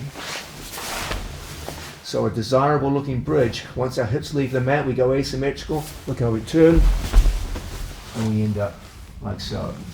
You will know you're performing a bridge well when you do it by yourself by a telltale sign. Let's say I start off facing north, just like so. When I go to complete a bridge successfully, you will end up facing the same direction you started. Okay? When you are performing bridges solo in this fashion, you'll know you're performing the mechanical elements correctly and developing a powerful bridge. Now, a third component of a strong bridge is the ability to walk your way out of a bridge. So often, bridges are seen as an all or nothing affair, where you just explode out from bottom. How many times have you heard that? Explode out of that. The idea is not to explode out, it's to walk out. Once I put my feet into this asymmetrical position, I start my action of bridging. If I just explode, we often get this phenomenon. When I make the transfer from my right foot to my left, everything runs out of power and you end up collapsing on the bridge. And this is exactly what we want to avoid. Okay? So often it's a good idea to walk our way out. Once we start the initial bridging action and we come up, very often I will walk physically to the side to facilitate turning over. That walking action puts me in a mechanically stronger position to complete the bridge. Again, there's nothing sadder than watching someone explode up from bottom and then just collapse right back down where they came from. We're always trying to avoid situations where we come up and collapse. So the idea is, as we transfer from right foot to left, look how from here I walk, and it puts me in a mechanically stronger position to turn up to my knees. This simple expedient of walking to complete the bridge often takes situations where it seemed impossible to bridge out of someone's pin and makes it relatively easy. If there's one movement in the sport of Jiu-Jitsu which is associated with escapes more than any other, it would undoubtedly be the movement often referred to as shrimping. You go into any Jiu-Jitsu class, whether it be beginners or advanced, you will see people sliding up and down the mats in the usual fashion.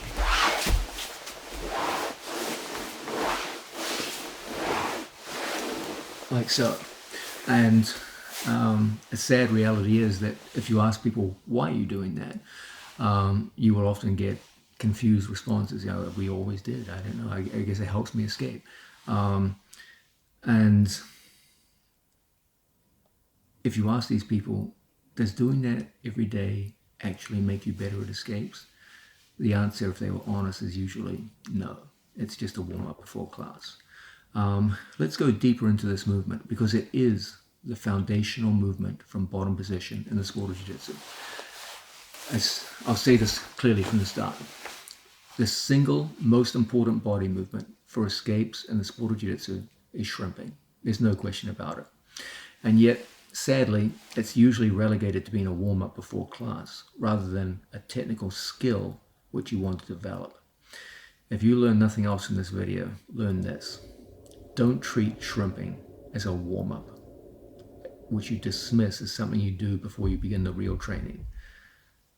Study it, learn it, because the more you know about the art of shrimping and how to apply it properly, the easier it's going to be for you to perform all of your defensive and bottom offense movements in the sport of jiu-jitsu. It is literally one of the absolute most important mechanical skills you can ever learn, and your path to mastery of bottom position in jiu-jitsu is mostly bound up with your ability to shrimp adequately under resisting body weight. Okay, so what is shrimping? We've seen most people characterize it as a kind of sliding of the hips along with a jackknifing of the head and upper body up and down the mats.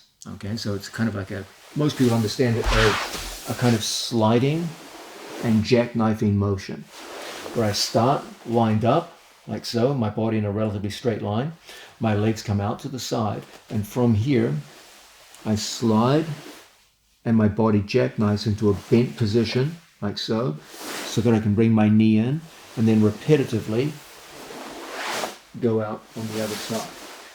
This repetitive motion of sliding the hips is often seen in various forms of escape.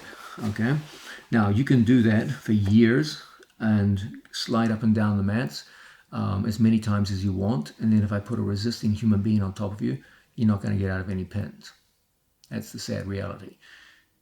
Performing the moves in this kind of dead fashion doesn't really add up to increased escape ability when you've got a resisting opponent, any more than hitting pads in boxing makes you able to spar adequately when you get in the ring with a good opponent. Let's understand something initially about shrimping. There are two main forms. There are others, but the two main ones that we need to learn at beginner level are sliding shrimps and rising shrimps.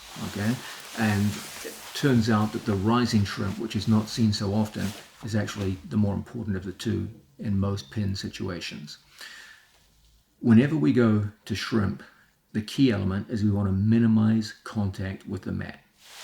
When we go to slide, there's still a significant part of my surface area of my body on the mat, and as a result we get a rather heavy sliding motion. Okay, that's why people like it as a warm-up, because it's actually physically quite difficult to perform. So what should we be trying to do? Well, first things first, whenever we go to shrimp, we want to be able to take our hips off the floor.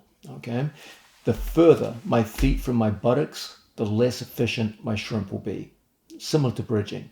Always remember that the first steps of shrimping, at least a rising shrimp, are remarkably similar to that of a bridge. They're closely related moves. Really, the end of shrimping is different from bridging, but the beginning is almost identical. We bring our feet up and we create asymmetrical feet, just like we did with bridging. I don't have my 2 feet flat. One is flat on the floor and one is turned out. So my feet point at 90 degrees to each other. Now from here, I start a bridging action that puts me up on one shoulder, just like bridging. Okay, my hands are here in front of me, just like so. From this position, my whole intention is to throw my hips out, and most importantly, to invert my knee. My knee wants to point down at the floor. So now the only contact I have with the mat are the 2 balls of my feet and my left shoulder. Everything else is off the ground. So if I were to go on the other side, you'll see that as my hips leave the ground, only the two balls of my feet and my left shoulder are on the mat. Most importantly, my left knee points down at the floor. Okay? This is the key position we want to get into. When I perform a sliding shrimp, that's just not the case. When I just lazily go down the mat, large amounts of my body weight are still on the mat. My knee is pointing out there in the distance somewhere. We're always looking to come up and create a situation where there's minimal contact with the mat. And as a result, my hips can move very, very actively. My elbow and knee can move very quickly together. And I now have an unweighted foot so that I can pump my knee and elbow together and form effective escapes.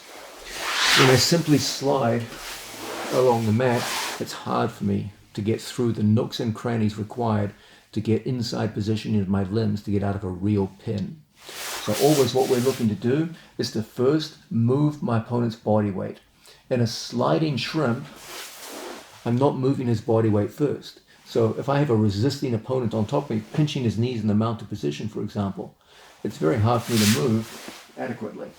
So the first thing I want to do is move his body weight with a bridge.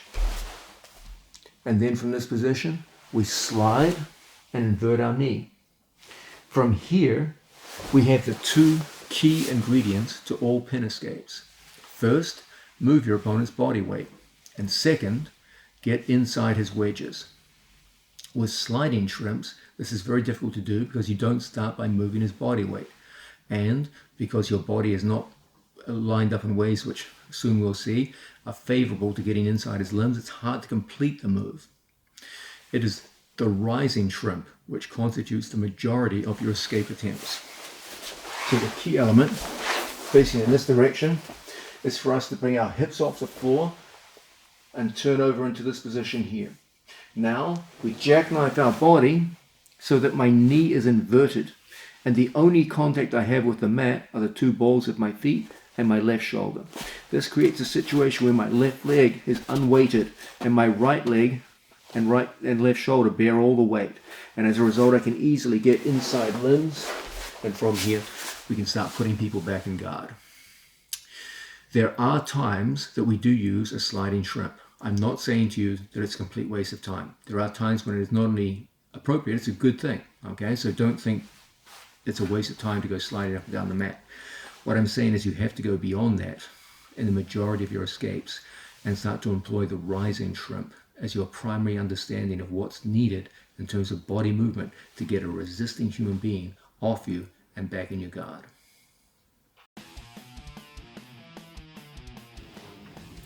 Now, we've looked at the two most foundational body movements associated with escape in the sport of jiu-jitsu, bridging and shrimping. Okay, but there's many more.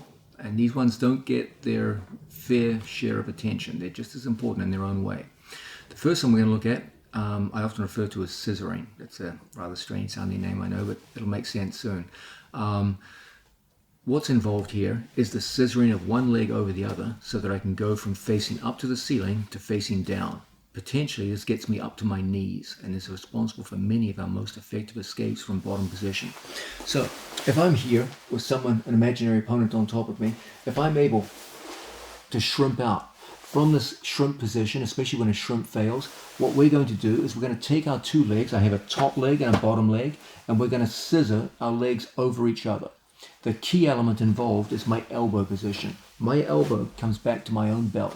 And as a result, from here, I can scissor my legs one over the other. Because my elbow is so close to me in this situation, it's very, very easy for me to come up to my knees and into a potential escape. Okay? So there's two key elements to scissoring up to our base. One is the idea of elbow position. I'll come back to this very soon because it's extremely important. And the other is the crossing over of my two legs. So I generate a top leg and a bottom leg by shrimping. And then from there we hit the crossover. I cannot hit this move while I'm flat on my back. Why? Because I don't have a top leg and a bottom leg. Our whole thing here is to first create a situation where we generate top leg and bottom leg. Then I put my hips on the ground, the opposite of a shrimp. And a good shrimp, we're always putting our hips off the floor. So now we willingly put our hips on the ground. And from here, my elbow comes back to my own hip. And as a result, it's very easy for me to scissor my legs one over the other. Then from here, we end up in a position where we can put our opponent down. Usually we grab legs. We'll be looking at that later on.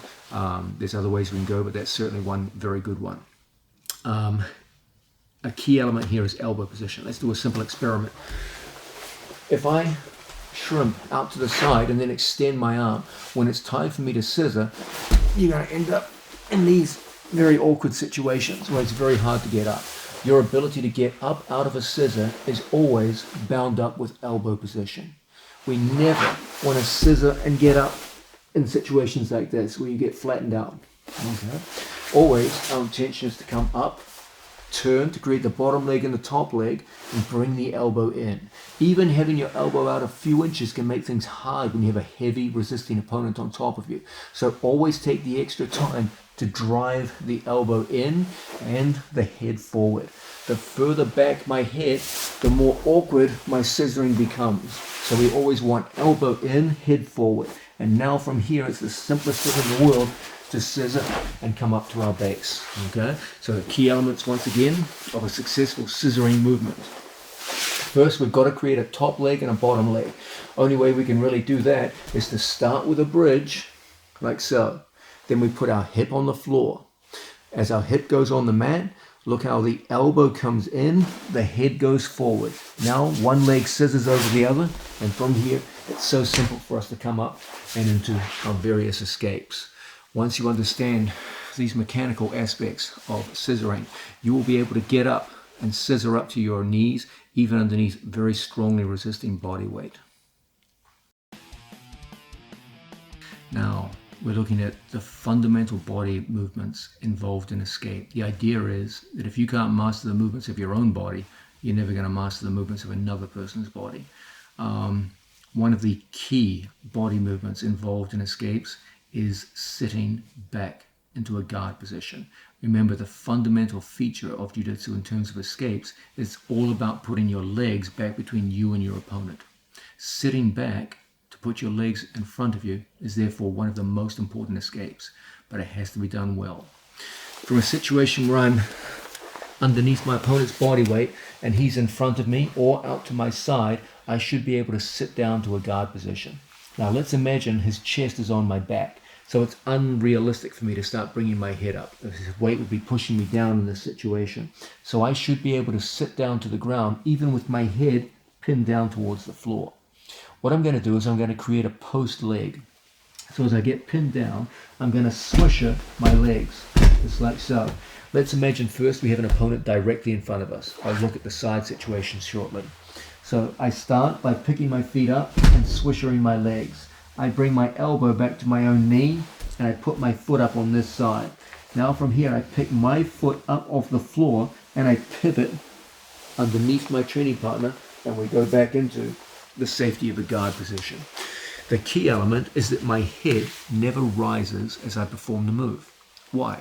Because realistically, you're going to have a big man on top of you in this position and you won't be able to get your head up off the floor. He's going to be having his chest on your back. So I should be able to perform the move without my head rising. So from here, I start by swishering my feet, just like so. From the swisher position, I put my foot up. And now my head moves back along the mat. And as a result, I can bring my legs around and catch a hold of my training partner in my guard. If this kind of thing starts happening, if your head rises, you are clearly not doing it correctly. Think about it. If you had a 250-pound man on top of you, could you really just lift him with your head? Of course you couldn't. Okay? If you put your hands out clumsily and sit through like this, that's a disaster. Okay? And you couldn't hope to do that with a 250-pound man on top of your back. What we want is to first create alignment, like so. I put my foot up, and then I just curl and pivot. And as a result, I recline backwards without a problem and put them back in guard. So for example, we could combine moves together from a situation where I came up and went scissoring up to my knees and I feel I couldn't put my opponent down. This would be the perfect time to sit back into the safety of guard position. So sitting becomes a very, very important element of escape. If my opponent's directly out to my side it actually becomes even easier. If I had an opponent up to my left-hand side, I don't even have to shift my feet now. I just take my foot up, it's like so. Everything comes back to myself, and I pivot on my knee and sit back and lock my training partner back in guard. Now we're looking at the fundamental escape movements involved in the sport of jiu-jitsu. We've looked at bridging, we've looked at shrimping, we've looked at scissoring, we looked at sitting. Now let's look at shoulder rolling. From a situation where I have an opponent out to, say, my right hand side, there will be opportunities for us to take our body, open up our knees, and from here put our shoulder down towards the mat. As I open up my knees in these situations, we get a drive leg where I can push and walk my two knees so that my head ends up between my two knees. From this situation, it's very easy for us to bring our legs back in and lock our imaginary training partner back up in guard position. The key element when we go to use these moves is the idea of rolling adequately on the shoulders so that our head positions itself between our two knees. Let's have a look at this again. I have an opponent out to my right hand side. From here, whether I go down on my shoulder like so or like so doesn't really matter. What does matter is I split my legs and get everything off the floor. Currently, my head is outside my left thigh. It's not until my legs rotate and now my head is directly between my knees that we slowly go forward and put our opponent back in guard. Okay? So once again, let's say we have an opponent out to our right hand side, just like so. From here, I put my shoulder down on the floor. I create a drive leg so I can push off the mat, just like so. Initially, my head is outside of my thigh. But as my legs rotate around from here, we end up in a perfect position to put our training partner back in guard. Key elements. What we can never do is collapse on the roll. So often you see this kind of thing happening. Someone has an imaginary opponent out to their right, and from here they come around and collapse onto their hip. Now the guy's across your side.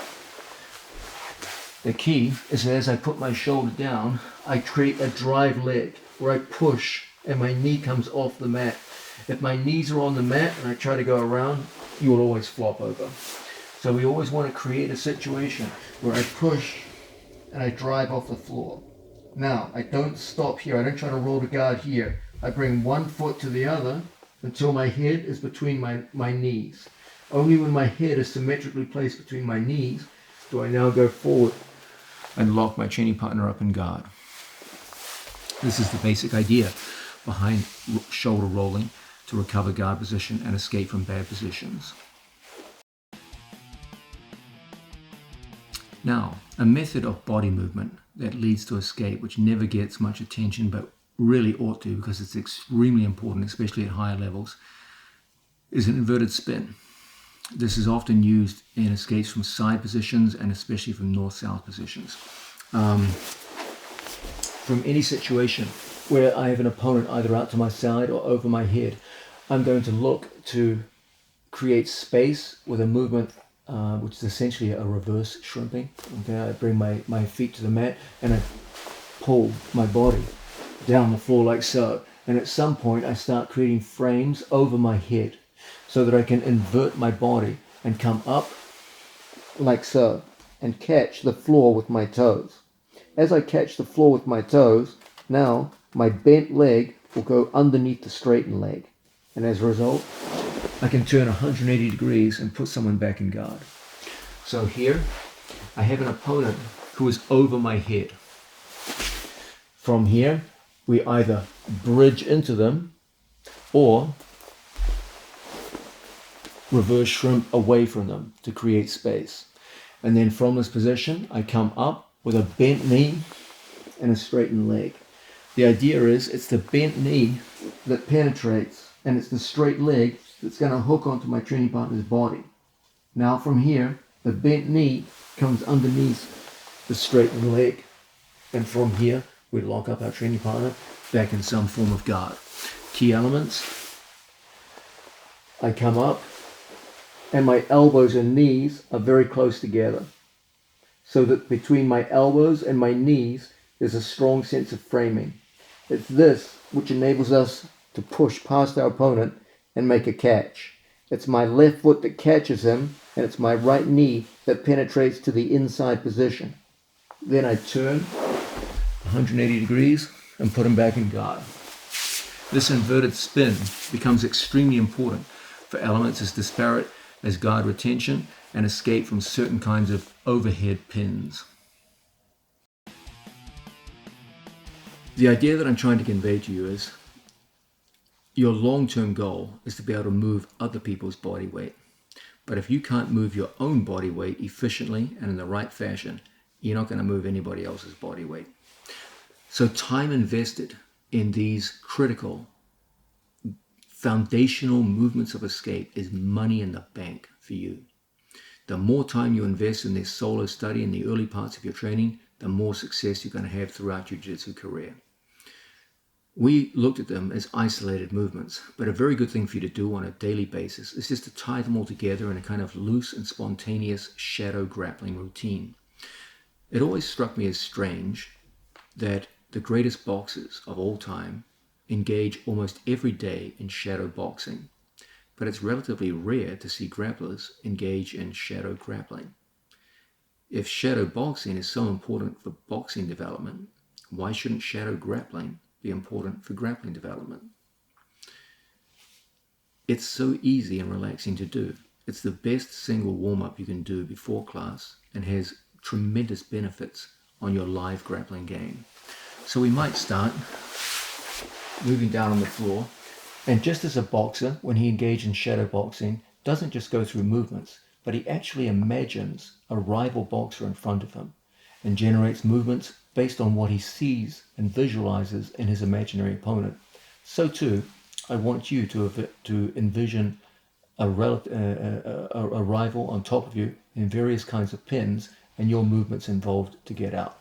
So for example, we might have an opponent on top of us and we successfully trap an arm. We engage in a movement which takes us over and gives us top position inside his guard. We switch an imaginary opponent who's now out to our side and is straightening us from side turtle position. So from here we put our shoulder down on the mat, roll through, and put our opponent back in guard. We drop our legs, and from here my opponent is now across my side. So we start a shrimping motion and walk away from our training partner and bring our knee back to put him back in guard position like so. Now from there we imagine an opponent out to our side on the other side. We bring everything in close and we engage in that simple scissoring action so we can come up into a single leg situation. Now we imagine we're caught up in a front headlock, so we put our foot up, and from here we sit back into the safety of guard. From here we imagine an opponent coming around behind us, and from here we roll, go through, and put our opponent back in guard. Now we're mounted, and from here we engage in that shrimping action, which enables us to punch our legs through on one side, and then from here coming up on the other to punch our legs through and put our training partner back in guard. Now we imagine him jumping across our side, and from here we scissor our legs, making sure we come up into that same movement pattern we saw. Now he spins around behind me and threatens to go all the way through behind me, and we end up putting him back in guard. And we tie together these various body movements into a kind of shadow grappling routine, which you do spontaneously before or after class, or even just on a day off. I promise you, time invested in these foundational body movements will pay big dividends when it's time to spar with your rivals.